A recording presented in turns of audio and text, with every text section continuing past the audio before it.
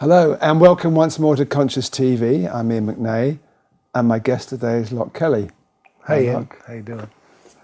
And we had an email from Adyashanti's office saying that they strongly recommended Loch, and we got a copy of his book, Shift into Freedom, the Science and Practice of Open-Hearted Awareness. I looked through the book and I thought there's something that Loch is saying that hasn't necessarily been covered in that way before, and that's always the challenge with Conscious TV, is to keep it fresh, not to have repeats in the interviews of people that are very similar. So hopefully that comes out in the interview. We're going to find out about Loch's life and his openings, realizations, how he handled those, and also, of course, about his work.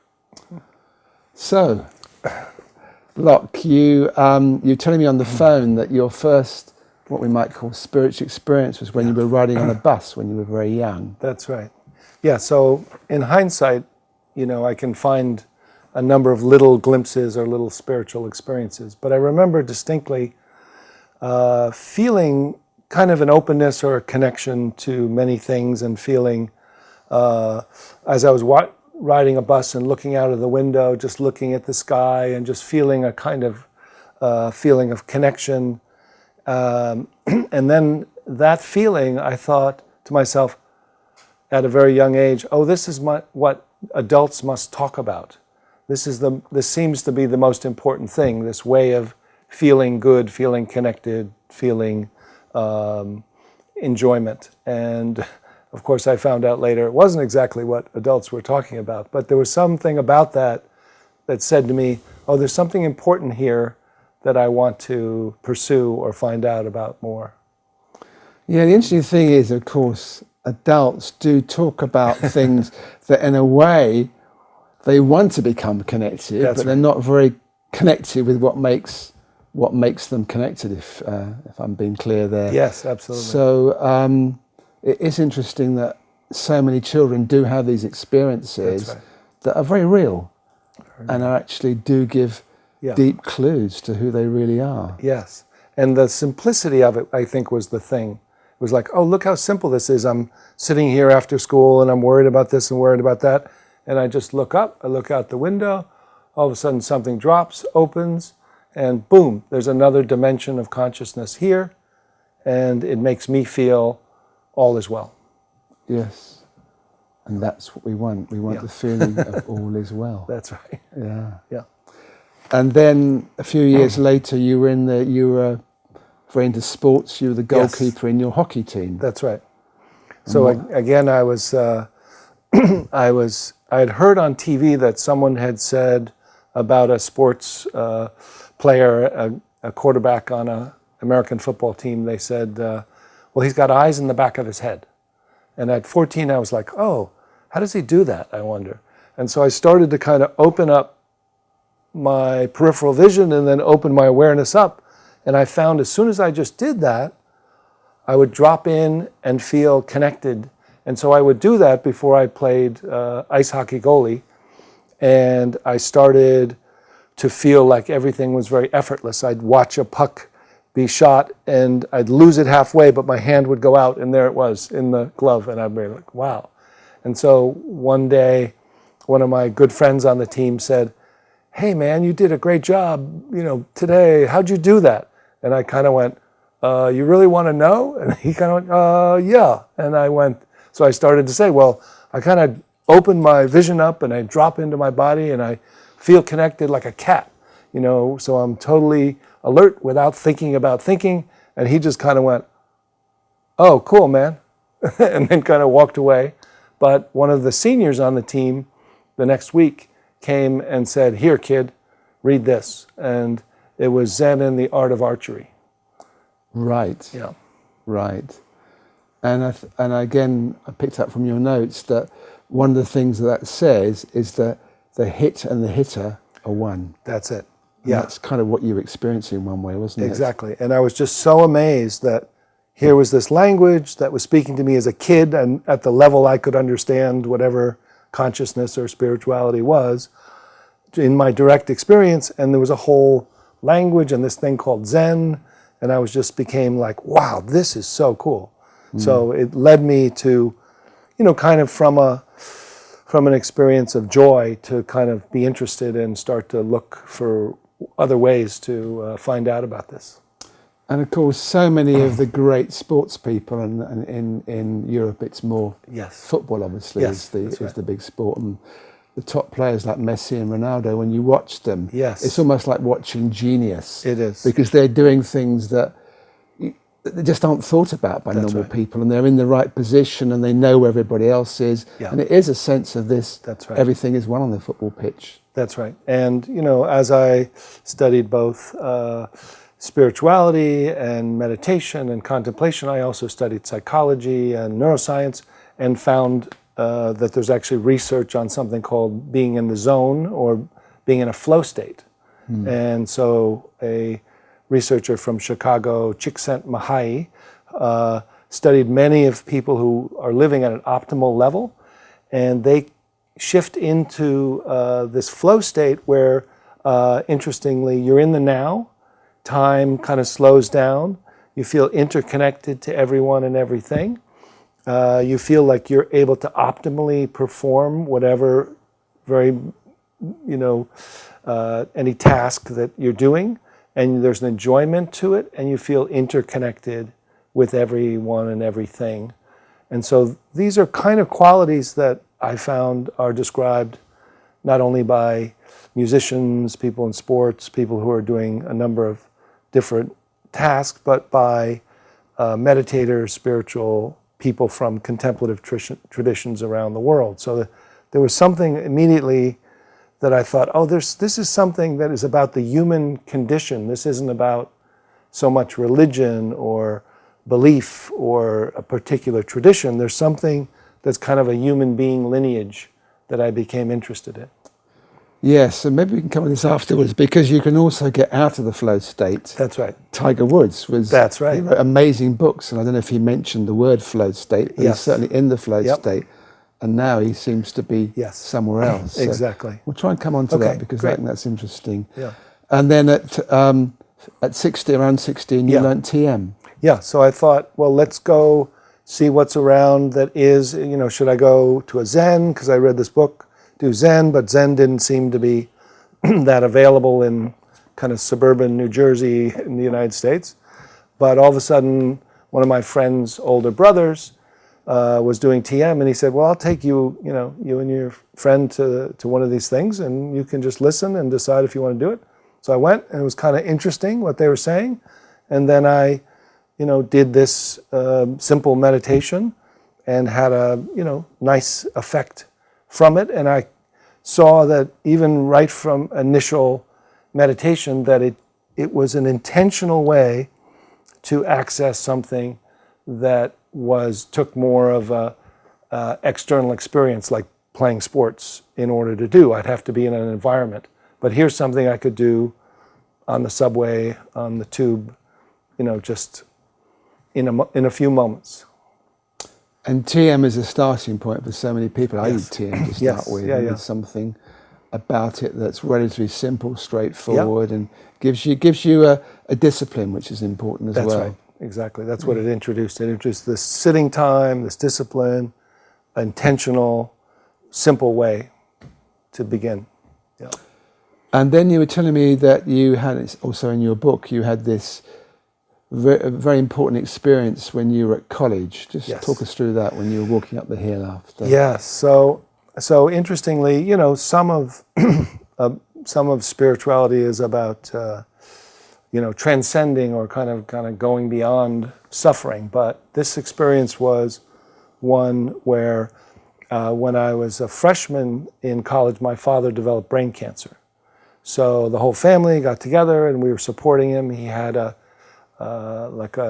tumor the size of a lemon in the left lobe of his brain. He was an engineer, so it was really kind of his mathematical side, and he really went back to a kindergarten level of functioning. And all of a sudden, I was kind of helping him with his schoolwork so there was a whole emotional, developmental thing going on. And then he got better, and then he had another operation. Then he got better, and then right before my sophomore year, the end of that year, he passed away, and we had the funeral, and the next day I went to college. And so there was a, I was by myself, and my friends hadn't been through this, and I tried to talk to the counselors. It wasn't so helpful. I kind of met with a traditional Freudian who just sat there and taking notes, and I was like, I don't think this is helping. I need a little more connection. So one night, while leaving the library late at night on a kind of a crisp, sky, upstate New York, beautiful starry night, I walked out of the library and just felt, very weighed down, kind of heavy, overtaken, emotional, and kind of thought like, I don't know if I can take this anymore. This kind of a thought that came through my mind. And as I looked up toward that thought, I looked up again at the sky, and all of a sudden my whole sense of burden kind of lifted. It felt like this burden lifted, and there was this support from this vast dimension of consciousness. And I was laughing and crying and felt something was being accessed, another dimension of consciousness that could bear what seemed to be unbearable. And it just felt like, oh, this is real, this is here, this is possible, this isn't something coming from outside.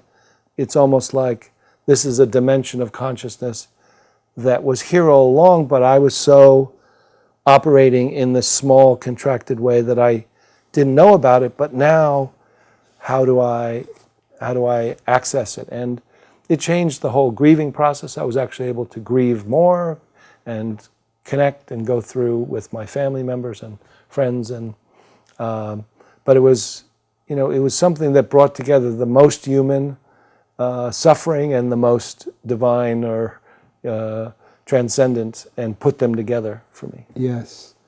And we'll come in later in the interview more about the practical work, but that's such an important thing, isn't it? Yes. And people think sometimes that being awake means you don't have to necessarily deal with all the human dramas that go on, but that actually isn't true. The human dramas still go on. They sure do. And it's just reminding me, I was going to read this quote. Okay. I forgot at the beginning of the interview, perfect, and it's a quote actually from Rumi at the beginning of one of your chapters, Living from Being, in your book. This being human is a guest house. Every morning a new arrival, a joy, a desperation, a meanness, some momentary awareness comes as an unexpected visitor. Welcome and entertain them all. Yeah. And I guess that's, in a way, you were finding out through that experience. That's right. A way to do that, entertain them all. That's right. So the entertaining feels certainly not spiritually bypassing, not just transcending, although at some point in my life I could say a little more about it. I thought that was it. I went into kind of a pure awareness state where I was detached and kind of more in a kind of no self-awareness. But fortunately, having been recently married at the time, my wife was like, come on back down, where did you go? I said, what do you mean? I'm just happy. Yeah, but you're floating around in the air. You're not you're not. And that kind of made me realize, oh, I see, I'm not really including, there is a way to kind of stop halfway or get caught in this pure awareness that's not fully human. And so consciously, intentionally, started to come back in, and rather than being kind of a pure awareness witness or even a mindful witness, which is very popular now, where you're a little detached and non-judgmental and observing contents like you're the sky, watching thoughts and feelings go by, it was really like the waking up. I started to feel like I woke in, so that I was like the ocean of awareness that was arising as a wave. And so there was an intimate embracing of emotion while having this support. So it's this feeling of almost feeling your emotions and sensations from within you rather than from above or from outside. So it's really almost like a being embodied for the first time. Yes. Yeah. Because we get told a lot in the spiritual world, you are not your emotions. That's right. And of course, in one way that's true, but Yeah. when they're coming up, you are your partly emotions. your emotions. And that's the full human life. Yes. Yeah. Yeah. Okay, and then we'll do the sequential, and then we'll go in a little more depth at how you see things in your teaching. But you then went to study with a Zen meditation teacher. Yeah, then I just decided to do just a short period of Zen during college as a formal meditation practice, and did a longer retreat. And, found it helpful, but also found that almost after the initial experience, and some detoxing was happening, which was very helpful, but it seemed very formal, and I was looking for something a little more spontaneous and, certainly a discipline, but not, it was almost too disciplined. It felt a little military to me. And so it opened me up to continue to search for something else. And again, this is such an important point that we all have to find our own way that feels right, because sitting in this very chair that you're in now last week was John Burney, who also was recommended by Adyashanti, and he just loved the Zen meditation. Okay, yes. And he could sit there, and I'm not exaggerating, he was saying he was there 8 hours a day on the cushion, 8 hours work, and then some sleep, and it was like, he loved it. Yes, that's right. And that isn't, people have to realize that isn't necessarily necessary. Doesn't have to be their way. Exactly, yeah. And I found that what I looked for is what fit me, and also what were the principles of each of the different traditions that were pointing to the same thing. That became of interest to me, to find out how does it work. Yeah. And so you had obviously inherently at that point, you had a trust somehow in the process, or you had a way of at least following and not sticking with something that you didn't feel right with. Yes, yeah. I mean, another funny little story about that time at college was that, 15 years later, I went back to college reunion, and my friend who lived next to me in the freshman dorm, when I told him what I was doing, which was teaching meditation and being a psychotherapist, he literally fell down laughing, because I was just an ordinary guy. I wasn't a spiritual, kind of, hello, nice to see you. I was just kind of bumbling along and enjoying life and going out to the pubs and, doing this and that. So there's something, but there was something inside that was calling me, that I was just from early on, like, there's something really important here. There's something that's possible.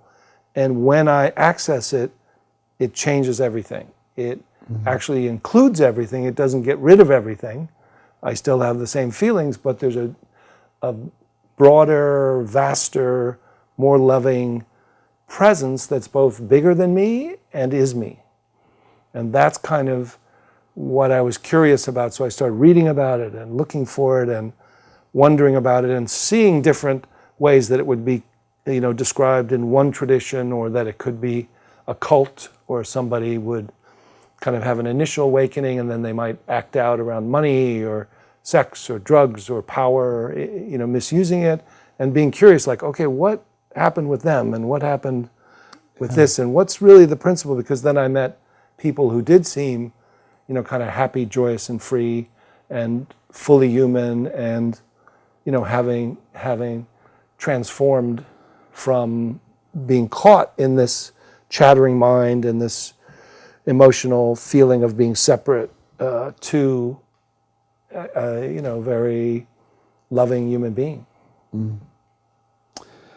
Yeah, it's a bit of a minefield, isn't it? It's kind of, but it is somewhere inherently about this trust, and if something doesn't feel right, you need to question and maybe move on. That's right. Yeah. And that's the contemporary, I think that's what we've brought, more contemporary Western culture is a willingness to be curious, to bring kind of that scientific curiosity of like, well, what's true? Well, how does this work? Is this really valid? And, let's test it out. Let's not just believe it just because it's been said for 1,000 years, but, to respect tradition and to investigate and then really to be curious about what are the principles of awakening. How does human consciousness work? How does it optimally function, and what gets in the way? What are some of the traps that are there? And that became my interest, is really to be interested in kind of a full, ordinary awakening. Of course, I'm just thinking about this whole theme of whether you stay with something or move on. And of course, you'll often be told that, well, you need to surrender. That's right. The teacher, something's coming up and you're avoiding, and that's right. Looking back in my past journey, there's certainly been situations where I've been told that, and I've stayed with it, but ultimately I've often left because it just feels wrong too deeply. That's right. But it is, it's not always easy to see, is it? No, it's not easy to see when you're in it. At a certain stage, it feels like this is it, or I'm doing something wrong. And then sometimes when you stay with something, it does open up. And then sometimes when you stay with something, you're just doing the same thing over and over, expecting different results, and it's just madness. It's not really helpful. You really need to find your own way. And there's people that stay in cults for years and years and years, and it almost destroys them, and they write books afterwards how terrible it was. That's and, right. Okay, so then you met a Chinese doctor. Yes. Dr. Chan. Yes. Who again was another stage in your process of learning. Yeah. So by then I was in graduate school and had kind of a chronic bronchitis one winter, and so wasn't being helped. It took the antibiotics and wasn't being helped. It kind of lingered, and heard about the Chinese doctor, and he both mixed up a natural remedy of sticks and leaves and bark, but he also said, here's something, since you're studying this is the secret of the golden flower. So I read it and came back, and my bronchitis was getting a little better the first week, and then we discussed it, and he basically said that the secret of the golden flower is turn the light of awareness around. So, and he said some people misunderstand that as energy, like turn the energy around or turn physical light around. But he said it's the light of awareness. And when we're looking out all the time from this kind of little looping pattern of creating a thinker, and we're looking out and we're using our attention outside, but to look, have awareness turn back and look through the meditator, look through the ego center, and have it open up this field of the Tao, or this, what's called Rigpa, or Turiya, or true nature, all of a sudden is revealed that there's already this natural awake awareness that's aware by itself without our help. And so by literally doing that in that moment, I could feel that it was another way to simply access a natural dimension of awakeness and embodiment. And you mentioned the words awake awareness. Yes. And you mentioned that a lot in the book. That's right. Awake awareness. So that's where you first kind of heard that term, was it? Yes, it was. I mean, it's a translation. Awake awareness is a translation of a number of these principles that are all the same. This Rigpa in Tibetan Buddhism, Turiya in Advaita, the Tao or light of awareness, the mind looking at the mind. So this awake awareness seems to be the foundation, that there's an awareness that's not attention, that's not concentration, that's not focusing from your small mind, that's already a dimension of consciousness that's effortlessly aware, and it's inherent within us and kind of interconnected. And that feeling of what's called nature of mind, or awake awareness, is just an awareness that's awake, and whatever it is ultimately, is probably a mystery, but its effect in neuroscience, when you shift into it in an fMRI, your brain balances, your default mode network will balance, your area of compassion will come on, the self-referencing part of your brain that is kind of chattering and worried about what you're going to do will relax, and you feel this kind of boundless embodied So there's something there which is invisible and been missed by most of us because it's not a thing and it can't be known by thought. But when we discover it, it seems to be what's called the ground of being, the essential, simple initial awakening is discovering this. I've always liked the term the ground of being. Yes, The sound of it kind of, the ground. Yes. Stay grounded. It feels like that, yeah. Yeah. So, looking at my notes here, so we can complete the sequential part of your early learnings, if you like, openings. You were then offered a travelling scholarship. Yes. And you started off in Sri Lanka for That's 6 right. months. That's right. Where you did quite a lot of Vipassana retreats. Yes, that's right. So in Sri Lanka, I both studied in a university, and then did 3-day, 10-day, and 21-day retreats with the kind of local Theravada Vipassana retreats, and really did this kind of mindfulness training, and just threw myself into it. What's this kind of basic, earliest, oldest form of Buddhism? And found it very helpful to do it. Although there was a funny story after a 10-day retreat, I thought, okay, I've got it. I'm just very calm. I have no thoughts. I'm just like, maybe this is it. Maybe. And I walked down through the tea plantations and got on a local bus that was just totally packed. And then all of a sudden, at the next stop, a guy got on. It was kind of a burly guy who was pretty clearly drunk, and he was just like pushing people out of the way, and I was kind of like, what's going on? And then he just kicked me square in the shin, and I was like, oh! And all of a sudden, all this emotion, feeling came back, like, what are you doing? Don't do that. And I was like, oh, wow. And it just stayed on, and I was like, oh, so that's just what they call calm abiding. That's not awakening. So I got a sense that you can kind of pacify your mind through certain meditation, but that's not awakening. It's kind of just a calm state that isn't able to kind of live in the world.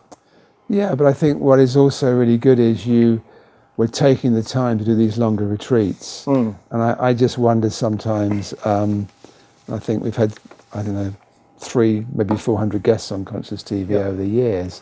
And really, nearly everybody that has a depth in terms of their awakening and the maturing of their awakening has taken time to be different forms of retreats, but they may be on their own or in a school, or it could be a structured school or less structured school, but they've made that commitment that I'm now going to go in, I'm going to ground of being, which is the term that I like, they're going to awake awareness more in your language, and I'm going to explore that and find that for myself. And in this world of instant things on the internet, I wonder really, is it ever going to really work for people? Right. Yes. I mean, the particular approach that I'm more fond of now is small glimpses many times during the day. And it's kind of a direct realization, but then a gradual unfolding. So the premise is that the awakeness that we're seeking can't be developed through practice. So we access it directly, immediately, but then you need to familiarize and integrate and kind of rewire your brain to be able to, and that takes regular practice. Yeah, well, let's explore that more, because that's such an important point. So how does one do that on a practical basis? How does one take it to the next stage? Yeah, so I mean, as in some ways the map is that it's not just about waking up from this separate sense of self, which seems to be formed by self-reflection or thought looping on thought, which refers to emotion and creates a little sense of almost a mini-me in our heads looking out of our eyes, which is kind of a suffering self that's perpetually dissatisfied. So you can unintentionally or intentionally literally have awareness unhook from that and drop into your body, or as if you've been living in a storm cloud trying to clean it up, you have awareness open to the space all around you and discover this spacious awareness that's already aware by itself, and then you're kind of aware from there.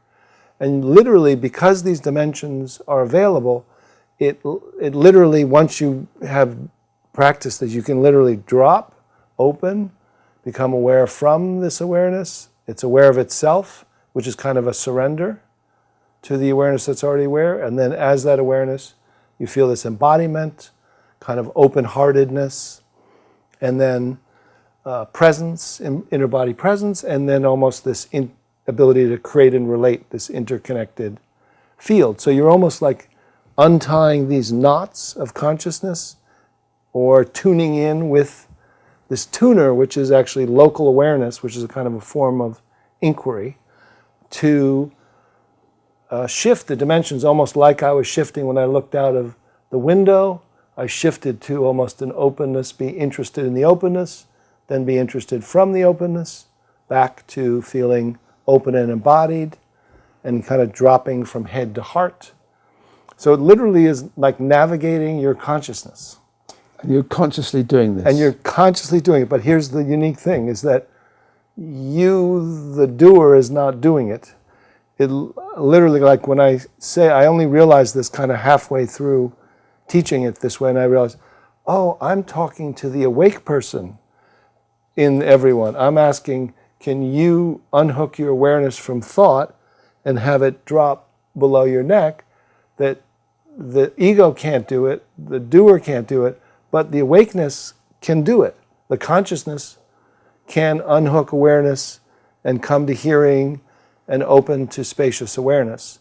So, and then the way I found it is kind of by reverse engineering, because when you are in this awake, open-hearted field, the way you focus on something, whether it's another person or your knee, or you move to think about something, is not using attention, but it's using this local focus of the field of awareness. So I thought, okay, well, where is that in the beginning? And I kind of reverse engineered it and thought, okay, well, let's assume that's here, and now just open it to this non-local field, have the non-local field be formless and form. And now from that, since it's already here, we're just tuning into that, not creating it, not imagining it. So this is kind of a unique type of inquiry. Yeah, the interesting thing is the motivation for doing this isn't coming from the personal. Exactly. It's coming from the awake awareness, ground of being, whatever you call it. That's right. And it's one, I suspect, that motivation, that drive is always there. That's right. And of course, we use it in a myriad of kind of ego-distorted ways. Exactly. It's kind of the heart's desire to awaken. Yes. So accessing that, and then accessing the dimension of consciousness. I mean, the assumption that you hear from most of the wisdom traditions is, we're already always awake. Each of us is that awake Buddha nature, true nature. So, it's not something that's created or developed, so you just need to shift into it or access it. But then they say, and then the gradual path says, but you have to clear away all this stuff first. And then the direct path says, you can find that awareness, and then from that ground of being, you actually have more capacity to work with shadow parts and trauma and emotions and repressed content and karmic kleshas and movements, because now you have the dimension of consciousness that's capable of loving that and being with that while it detoxes and liberates and is also just met on a normal human day. Well, when you have such a strong experience, and you've had a few of them in your life so far, you've talked about, it's kind of, in a way, you feel it's easier to follow the path because there's this kind of reference point there. Right. You've seen that, but there's so many people, of course, who are unhappy in their lives. They know something's wrong, and they have the intelligence to start looking, and it's not so easy necessarily for them to find their own way, because although they might have had experiences, they're not necessarily in touch with them. That's right. They haven't seen at the time what they really are. No. And it's in a way, it's a gift to have a strong experience. On the other hand, the people that get there, I know certain people who are really, really clear, who've never actually had a spirit experience. I know one very famous teacher who's never really had a spiritual experience, but he's the most brilliant teacher, and he is pretty clear in his life. Yeah. So it can happen either way. Either way. Yeah. And sometimes people have a big spiritual experience, and then they just get so frustrated and upset because they can't get back to it, and their whole life becomes like upset. So it is about whether you've had it or haven't had it. That's kind of what I looked at, and having seen people who've had it, didn't have this, I thought, okay, so what are the principles of consciousness that bind us, and what are the principles of this, kind of simple turning awareness around? Or when I went up after my Sri Lanka experience, I went up and met a Tibetan Buddhist teacher, Toko Urgyen Rinpoche, who was a Dzogchen teacher. We missed out an important bit because you actually went to India first. Yes, that's right. And you asked the Dalai Lama what you should do next. That's pretty amazing. You were able to ask the Dalai Lama a question. Yes. And it was he that recommended this particular teacher. You go to Tibet, yes. Go into Nepal to study with this Tibetan teacher. So I was going up, and the Dalai Lama happened to just come back from France where he was teaching this first time on Dzogchen, which is a direct recognition, gradual unfolding path. And I was there. I think what happened is I thought it started at 1, but it actually started at 2, so I was first in line. So I was just, by my own mistake, I kind of was, okay, well, I'm here, I'll just stand here. And then I sat in front. And so with any questions, I put my hand up and I just said, this is great. I mean, I really love what you're saying. Who shall I go study with? And he immediately said, go to Nepal there's this one fellow who's now teaching it to anybody who asks. Right. And I went, and again, very similar to Dr. Chan and to my other experiences, there was an intentional way to experience this natural awakeness, and made me feel within 3 minutes the way I felt after a 21-day retreat. But then you need to, small glimpses many times, then you can talk, you begin to talk from it, walk from it, then you lose it, you go back to everyday mind and back to your identification, and then you learn to unhook and drop and open and include. You do this kind of return to this, and then you start to live from it until you lose it, and then you learn to return, and you train to remain. So there's kind of a interesting process that then all of a sudden you become familiar. So it's almost like the background awareness replaces the foreground chatter and strong identification. It just starts to come through, and then more and more it's kind of happening by itself. There's just spontaneously maintaining itself, and it starts to include emotions and thoughts and relationships in a way that just feels kind of lightheartedness, but also, new motivation for action and compassion and willingness to engage in the world more, doesn't lead to withdrawing to a cave because you feel this. You almost feel like, well, I'm a human being. Let's do this human thing. Let's live in the middle. I live in New York City, so I'm like, yeah, that's great. For me, the most important thing you said was you need to train to remain. Train to remain. That's what people don't always want to do. It's the homework, isn't it? It's the discipline and saying that this is so important. Yes. I need to make this the most important thing in my life. That's right. Yeah, prioritizing.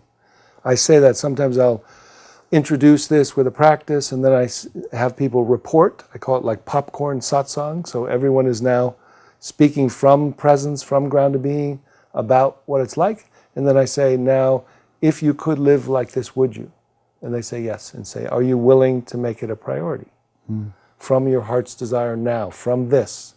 Is this what you want? Not me telling you, but is this what you want? And then they go, yeah, that's right. This is, if you could do this, wouldn't you make this, like, move it up on the scale a little bit? Yeah. To make it a daily habit? And you're right, I think that's key.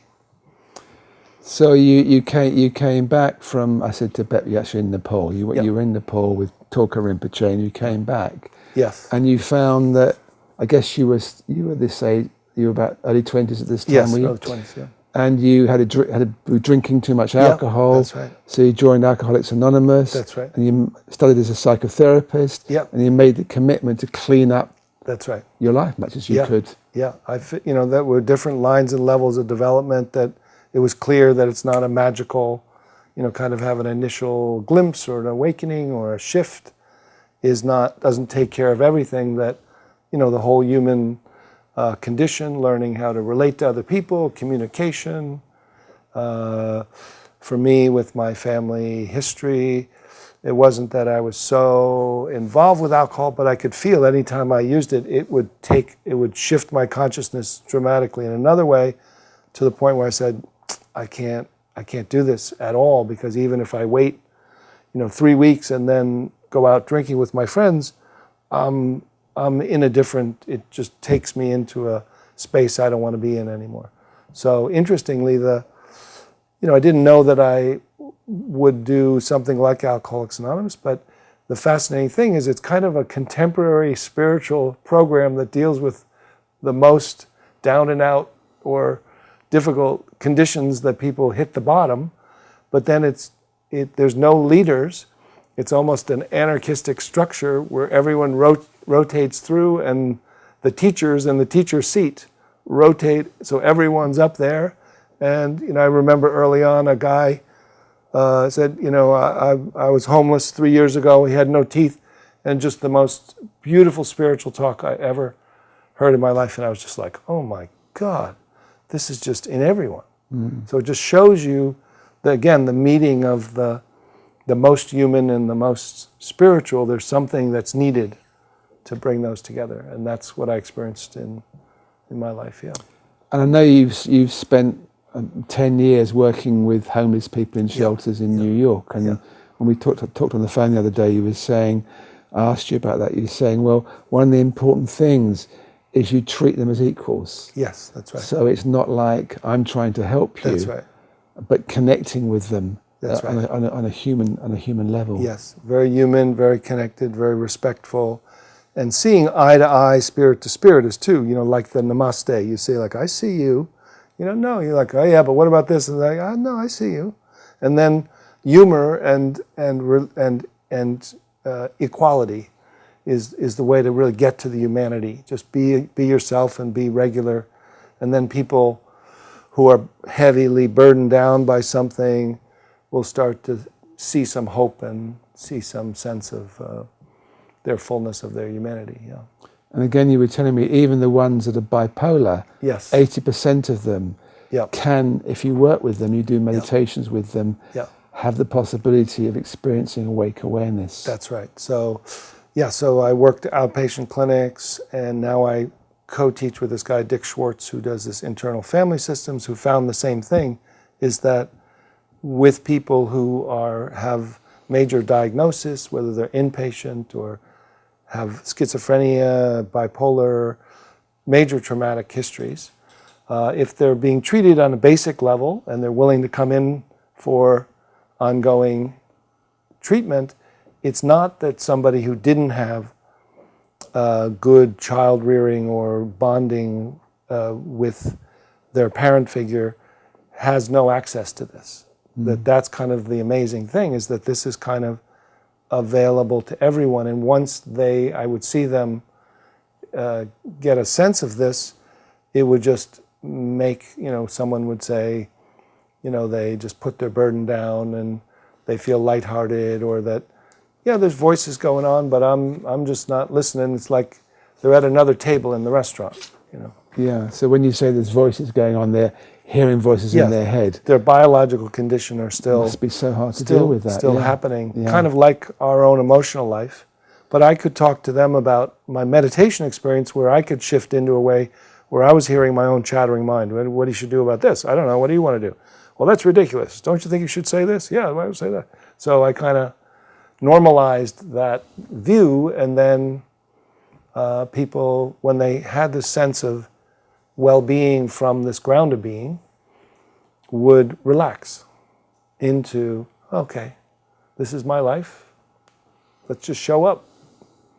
And we all hear voices, as you say. We've got our internal chatter. Yes. And someone who has a more extreme medical condition is just hearing more extreme voices. That's exactly true. Yep. And so we all have the same challenge, We really. do. Yeah, that's right. Well, one of the chapters in the book is called The New Normal. Yeah. And you make the point that true nature can never be damaged. So just talk us more about what you feel the new normal is. Yeah, so I mean, my sense now, having been at this for 20 years and really approaching it, as I say, in kind of the human being tradition, not trying to, find any true way or this is the only way or one tradition, is just looking at like what's going on. How are people finding relief of suffering? Is there this another shift? And what I feel now is that awakening, waking up, waking in and waking out is the next possible stage of human development.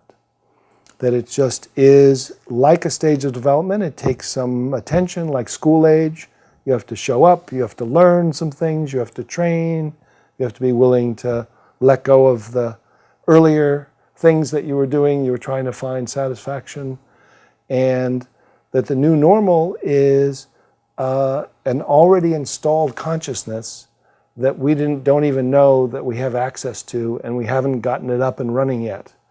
But that if we know how to access it without getting caught in kind of the traps or the eddies along the way of different stages of its unfolding, and we don't make it too rigid or fundamentalist, but see it as a normal way that we can support our own growth, so we can kind of wake up and grow up, at the same time, then I'm seeing tremendous possibility for individuals and hopefully for our culture, because I think it can then have almost a 100th monkey effect if people, start to make it more ordinary, more normal, that, oh yeah, what are you doing? Now everyone's, where there used to be a bar in every corner in New York, then there's a yoga studio in every corner. So ultimately maybe there's a, training center for awakening and support on and that it could become like mindfulness and like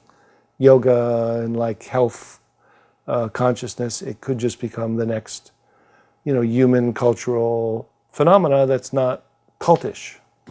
Yeah, and more the term, the ordinary awakening is talked about. And the new normal really is the ordinary awakening, isn't it? Yeah. And the ordinary awakening means that we're all really awake and we all get our glimpses in our own way. That's right. And it's a question of, as we were saying earlier, for some people they get a dramatic experience that makes it more easy. But for all of us, there's something there if we want. Yeah, and that's right. It's a question of doing the homework. And I think you talk about it, a continual education, continual series of shifts. Yes, that's right. It's like adult education, continuous education, a developmental stage of awakening, rather than thinking of it as an esoteric thing where you have to go off and join a particular religion or metaphysics, or you have to go to a cave or join a monastery. That with these small glimpses many times, and this understanding of the principles of both consciousness within the now, but also consciousness as it unfolds and rewires, that it can be attended to, and you can awaken in the midst of a busy life with family, and people are raising kids, and busy lives in the city or in the country. You don't have to leave culture as it sometimes is described. You can awaken, and in fact, once you start to recognize this awareness, that's more open-hearted awareness, which is where awake awareness is kind of pure awareness, and then as that pure awareness, the embodied awareness is more ground of being, so the awareness becomes the ground of your human being, and then it seems this open-hearted awareness, or this heart-mind, comes online, which has wisdom and compassion. Then it's by actually talking and walking and texting from this that it actually is more supported, rather than being in a quiet place. On the other hand, if we're really waking up, do we want such a busy life? Yeah, that you'll see. What I say is, I can't answer that for you. You'll decide. You'll see what you want, but you don't. There's no should, and people tend to readjust. Some people leave the work they were doing. Some people stay in it, and some people adjust. Do a little less, and they balance because they're not driven. So the part that's driven to work or driven to make money drops. Then they say, okay, what am I doing? Do I like what I'm doing? I can choose. I don't know, I'm a bit suspicious here. We've got about 5 minutes left, so maybe we have a disagreement at the end. Let's see. But one of my pet hates, certainly, you mentioned walking and texting, and that's one of my pet hates. It's more and more in London, probably in New York as well. People are walking and texting. Yeah. They bump into, they're not present at all. Yeah. And it's like, when it comes down to it, you need somehow, my experience is, you need somehow to have a bit of space. You need to be present. Yeah. You need to take time just to sit and be quiet. Yeah. Otherwise, you're caught in the hustle and bustle, and you're just drawn into the drama of the world. I don't know how you can do it. Yeah. And of course, the term is the famous saying is to be in the marketplace, but not part of the marketplace. To be in the world, but not of the world. And yes, I've learnt more and more.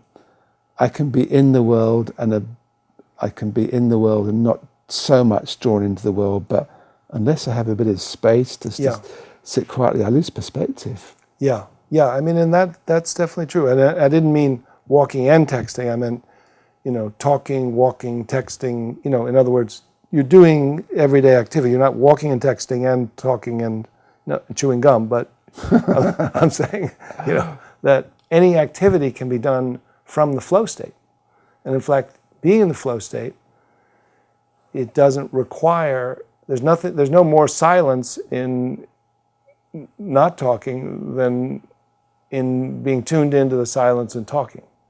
So, though there's certainly time for sleep and time for quiet time, and it can be an initial access, like the two last pictures in the Zen ox herding pictures, which are like the story of the unfolding of awakening. The second to last one is an empty circle. And then the last one is returning to the village with gift-bearing hands.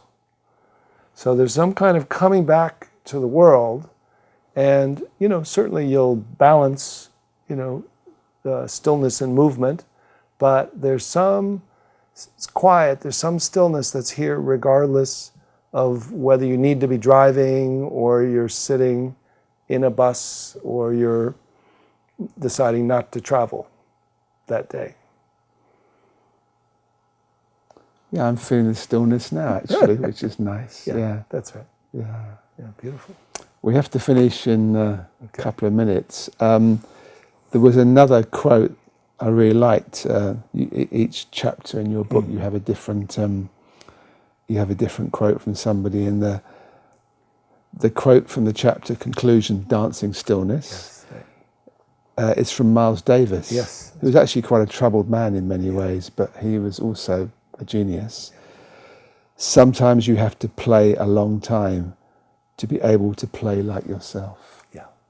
Not always, but sometimes. Sometimes, and, I think that's certainly more my understanding of my journey. You have to play a long time. That's right. And I always admire and are touched by people that stay with it and stay with it. That's right. And stay with it and don't give up, because it's so important not to give up. And then there's people who say, well, the freedom actually comes when you give up. It's a complicated business, but that's a different kind. I'm talking about a different kind of staying with it. Yeah, that's right. Well, Beautiful. Say 30 seconds. Anything you want to say in the last 30 seconds? Just that I invite anyone who's still watching at this point, which is to follow your heart's desire and to consider that awakening is possible.